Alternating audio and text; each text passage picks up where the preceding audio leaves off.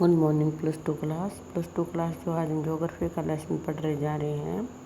Lesson का नाम है जनसंख्या वितरण, घनत्व, वृद्धि और संगठन।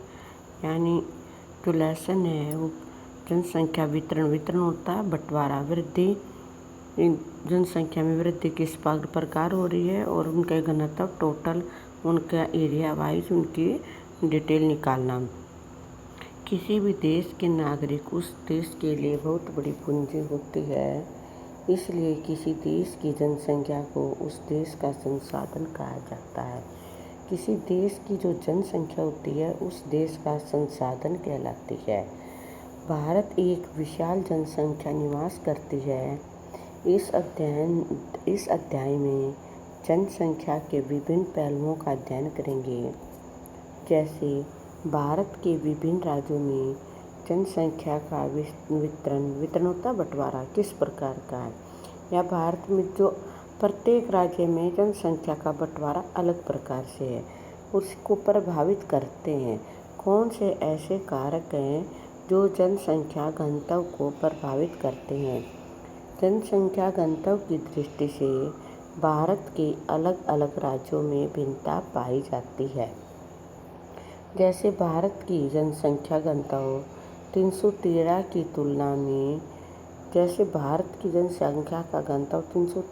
तुलना में बंगाल में 903 है, तो अरुणाचल प्रदेश में केवल 13 व्यक्ति प्रति किलोमीटर। पूरे भारत की जनसंख्या निकालते हैं तो जनसंख्या घनत्व कितना, 313। पूरे भारत की जनसंख्या निकालते हैं तो प्रति वर्ग किलोमीटर जनसंख्या घनत्व 313 है। प्रति वर्ग किलोमीटर 313 है, और अकेले पश्चिम बंगाल के निकालने तो 903 है। इसी प्रकार अगर अरुणाचल प्रदेश की निकाल लें जनसंख्या घनत्व तो 13 व्यक्ति प्रति वर्ग किलोमीटर, यानी 1 वर्ग किलोमीटर में 13 व्यक्ति ही रहते हैं। जनसंख्या वृद्धि को जन्म दर जैसे प्राकृतिक कारकों के साथ साथ प्रवास जैसे कारक भी प्रभावित करते हैं। देखो, जनसंख्या वृद्धि है वो जन्म दर यानी पैदा होने वालों की संख्या, मृत्यु दर जो मतलब मर गए उनकी संख्या, प्राकृतिक कारक कौन से आगे, जिसमें भौतिक आते हैं, धरातल, जलवायु, मिट्टी, खनिज, नदियाँ, जल प्राप्ति, खेती बाड़ी, ये सारे प्राकृतिक कारक आगे।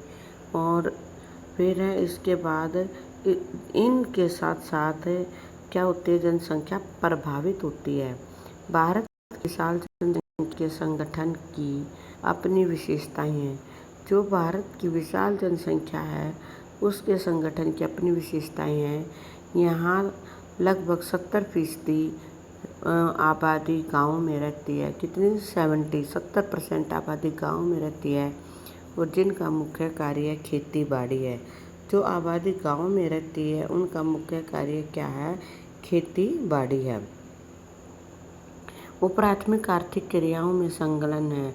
गांव के आदमी जो प्राथमिक आर्थिक क्रियाएं होती हैं, प्राथमिक क्रियाएं कौन सी होती हैं, कृषि पर आधारित होती हैं, पशुपालन पर और मत्स्य पालन, ये प्राथमिक क्रियाएं होती हैं। तो जो भारत में गाँव में आबादी है वो प्राथमिक क्रियाओं पर लगी हुई है। इसके अतिरिक्त भारत में विविध धर्मों के लोग रहते हैं। जो भारत है विविधता का देश कहलाता है, और वहाँ विभिन्न धर्मों के लोग रहते हैं, विभिन्न भाषाएं बोलते हैं, और विभिन्न भाषा बोलने वाले लोग गांव में निवास करते हैं। देश के विकास की योजनाओं के लिए जनसंख्या एवं इसके विविध पहलुओं को जानना आवश्यक है। अगर देश का विकास हर रूप से, हर ढांचे में अच्छी तरह किया जाए तो भारत की जो गांव में या ऐसी जनसंख्या है विभिन्न प्रकार की, जिनकी भाषा, बोली, कार्य हैं, उनके विविध पहलुओं को जानना भी जरूरी है। भारत विश्व का दूसरा बड़ा जनसंख्या वाला देश है। जो भारत है वो संसार का दूसरा बड़ा जनसंख्या वाला देश है। जो भारत है वो दूसरा बड़ा जनसंख्या वाला देश है। भारत की जनसंख्या उत्तरी अमेरिका दक्षिणी अमेरिका, ऑस्ट्रेलिया को मिलाकर कुल जनसंख्या से भी अधिक है। जो भारत की जनसंख्या है वो काफ़ी है। भारत की पहली जनसंख्या जो जनगणना हुई थी 1872 में हुई थी, किंतु यह पूर्ण जनगणना नहीं थी। भारत की पहली संपूर्ण जनगणना 1881 में हुई थी। 1881 में भारत की पूरी जनगणना संपन्न हुई थी। सन 2001 में जनगणना के अनुसार भारत की कुल जनसंख्या 121.01 करोड़ है। भारत केवल 10 राज्यों उत्तर प्रदेश, महाराष्ट्र, बिहार, पश्चिम बंगाल, आंध्र प्रदेश, तमिलनाडु, मध्य प्रदेश, राजस्थान, कर्नाटक, गुजरात भारत की कुल जनसंख्या का 76% भाग निवास करता है। यानी इन राज्यों में इतना ज़्यादा भाग निवास करता है।